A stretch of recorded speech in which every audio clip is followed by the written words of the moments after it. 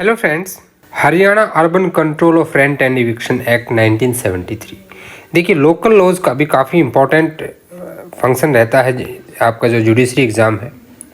अगर हम question weightage की बात करें तो अराउंड 2 to 3 क्वेश्चंस बन जाते हैं आपके हरियाणा जुडिशरी के एग्ज़ाम में, जो कि भी कब होना है आपका 13 नवंबर को एग्ज़ाम प्लान है। तो एमके लीगल शिक्षा इसके लिए आपके लिए कई सारे एक्ट्स का क्विक रिवीजन भी लेकर आया है। आज Haryana urban control of rent and eviction act के बारे में हम इंट्रोडक्टरी बात करेंगे। ये पार्ट 1 है। It is an introduction. ये क्या है? इंट्रोडक्शन है इसका। चलिए, अगर आप चैनल पर पहली बार आए हैं तो आप इसे सब्सक्राइब कर लें और साथ ही बेल आइकन को भी प्रेस करें, जिससे आपको नए नए वीडियोज़ के अपडेट्स मिलते रहें। विदाउट डिले हम स्टार्ट करने जा रहे हैं अपना Haryana urban control of rent and eviction act. देखिए, 1973 इसकी दो चीज़ें हैं। सबसे पहली बात तो अगर मैं टोटल स्ट्रक्चर की बात करूं तो इसमें टोटल 24 सेक्शंस हैं। छोटा ही एक्ट है, बहुत छोटा एक्ट है ये। और इसके साथ में एक स्केड्यूल भी है। फर्स्ट स्केड्यूल इसमें लगा हुआ है। ये तो है इसके स्केलेटन की बात। अब आते हैं इम्पोर्टेंट डेट्स पे। डेट ऑफ इनेक्टमेंट, जिस दिन गवर्नर का एसेंट मिला, because it is a state law, the governor of Haryana give his assent to this act on 25 April 1973। और फिर ये जो जिस दिन date of publishing in official gazette 27 April को 1973 में इसे ऑफिशियल गैजेट में पब्लिश कर दिया गया। तो कोई भी चीज़ चालू कब से होती है, कब से इफेक्टिव होती है, वो आपका 27 अप्रैल 1973, जिस दिन इसे ये एक्ट पब्लिश हुआ ऑफिशियल गैजेट में। अब ये बात किस चीज़ का, पर्पज़ क्या है, व्हाट इज़ दी पर्पज़? देखिए, purpose of this act is to safeguard the किसके, आपके जो टेनेंट होता है, टेनेंट के, और आपका लैंडलॉर्ड और टेनेंट दोनों के कहीं ना कहीं राइट्स को ये क्या करता है, सिक्योर करता है। लैंडलॉर्ड ताकि अपनी मनमर्जी ना चला सके। टेनेंट जो है भाई, किसी के लिए भी सबसे इम्पोर्टेंट चीज़ क्या होती है, बेसिक रिक्वायरमेंट जो है आपकी, वो फूड के बाद अगर आप देखेंगे सर्वाइवल के लिए तो क्या आती है, होम आती है, शेल्टर आती है। तो घर सबको चाहिए, तो ऐसे किसी को बेघर ना कर दे कोई। तो सबसे बड़ी चीज़ यहाँ पे है कि जो रेंट है वो लैंडलॉर्ड अपनी मर्जी से ना बढ़ा सके, या फिर कोई टेनेंट किसी को टाइम से रेंट दे ही ना। किसी को अपनी बिल्डिंग खाली करानी है, कोई बाहर सर्विस कर रहा था, अभी वो अपना आके हरियाणा में सेटल होना चाहता है, ही नीड इज़ होम, तो किस तरह से वो खाली कराया जाए। तो ये सारी की सारी चीज़ें आप यहाँ डिस्कस करने वाले हैं। अब हम बात करने वाले हैं इसकी एप्लीकेबिलिटी की। देखिए, पढ़ने का तरीका बता रहा हूँ आपको। इसको पढ़ा कैसे जाना है कि सेक्शन तो इसमें देखेंगे तो आप कितने हैं, 24 है, लेकिन इन सेक्शनों को 1 2 3 ऐसे नहीं पढ़ना है।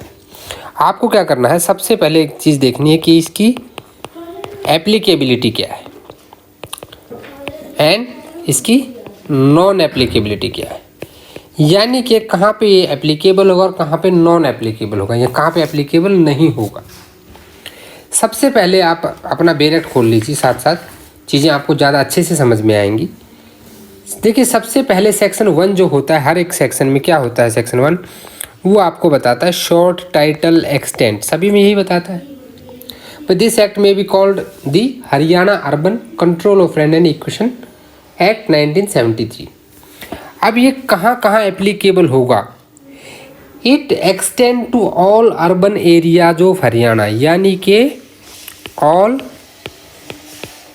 Urban areas of Haryana. Urban area कहाँ के, हरियाणा के जितने भी अर्बन एरिया हैं वहाँ पे ये लागू होगा, यानी कि रूरल एरिया में इसकी एप्लीकेबिलिटी नहीं होती। ये आपको बता दिया सेक्शन 1 के सब सेक्शन 2 ने, ठीक है। अब ये कहाँ अप्लाई नहीं होगा, एरिया वाइज एप्लीकेशन अगर हम देखेंगे तो इसके अपोजिट क्या है कि ये जो आपका कॉन्टिनेंट एरियाज होते हैं, जो कैंटोनमेंट एरिया है, कैंटोनमेंट एरिया क्या होते हैं, जैसे अम्बाला में है आपका, क्या है कि जो आर्मी के जहाँ पे कई सारे यूनिट्स होते हैं, डिफेंस इंफ्रास्ट्रक्चर जहाँ पे होता है, तो to prevent some illegal activities, some additional activities in that area, illegal नहीं कहेंगे लेकिन कुछ रिस्ट्रिक्शन जो होती हैं उस एरिया में ज़्यादा होती हैं, कंटेनमेंट एक्ट होता है उससे गवर्न होती हैं। तो यहाँ पे ये अप्लाई नहीं होगा, ये अप्लाई यहाँ पे होगा। अभी दूसरी बात करते हैं वो सब सेक्शन 1 का, सब सेक्शन 3 क्या कहता है। यहाँ पे एक डेट बताई गई है, क्या डेट है कि जिस दिन ये एक्ट बना था, किस दिन बना था भाई, 27 जुलाई 1973। आप कहेंगे कि बेर एक्ट में तो डेट नहीं लिखी, वहाँ लिखा है from the commencement of the this act. भाई जिस दिन से ये एक्ट बना, कब बना, 7 जुलाई 1973 को। इस दिन या तो कोई बिल्डिंग बनी है, बन चुकी है पहले से, या बिल्डिंग बन रही है, यानी कि ऑलरेडी कंस्ट्रक्टेड और अंडर कंस्ट्रक्शन। कहाँ पे है, अंडर कंस्ट्रक्शन है। तो इस बिल्डिंग के ऊपर अप्लाई नहीं होगा, कब तक नहीं होगा, फॉर नेक्स्ट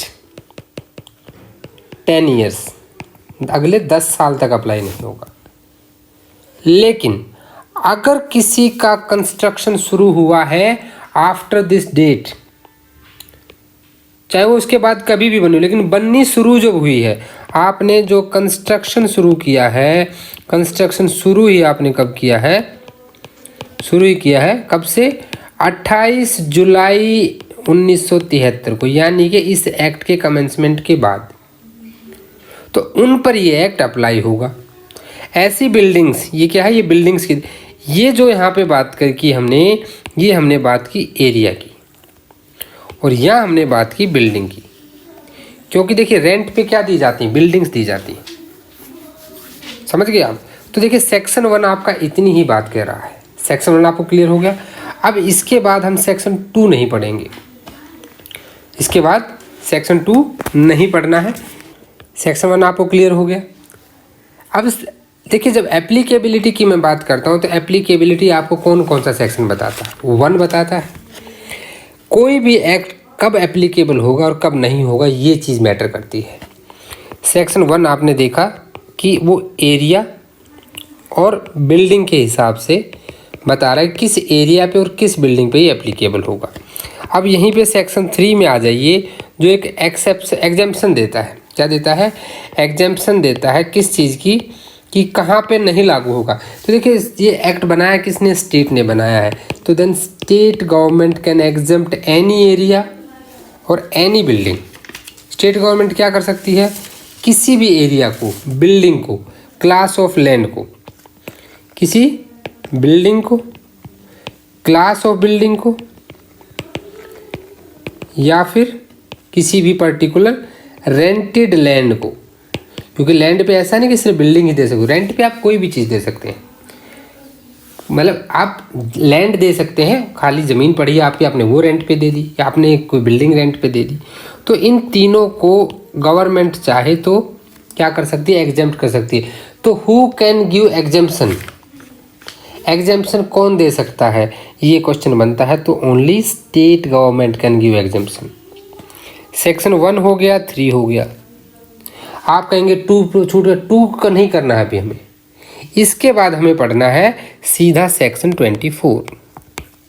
देखिए सेक्शन 1, सेक्शन 3 और सेक्शन 24 ये बताएंगे कि कहाँ पे एक्ट एप्लीकेबल है और कहाँ पे उसको वो नॉन एप्लीकेबिलिटी है, कहाँ एप्लीकेबल नहीं होगा। तो पहले इस कैटेगराइज करके पढ़िए, कभी भी सीरीज में सेक्शन पे मत जाइए। अब आपने बेर एक्ट में अब सबसे लास्ट में सेक्शन 24 खोलिए। डेफिनेशन तो मैं आपको बता रहा हूँ कि मैं आपको ऐसी ट्रिक बताऊँगा कि आपको डेफिनेशन ये वीडियो देखते देखते ही याद हो जानी। अब ये क्या कह रहा है, 24 बता रहा है रिपिल एंड सेविंग। तो हरियाणा कब बना था, 1 नवंबर 1962 को पंजाब से अलग होकर हरियाणा बना। इससे पहले हरियाणा गवर्न होता था, क्योंकि पंजाब हरियाणा था ही नहीं तो पंजाब था। तो उस वक्त east Punjab urban rent restriction act था।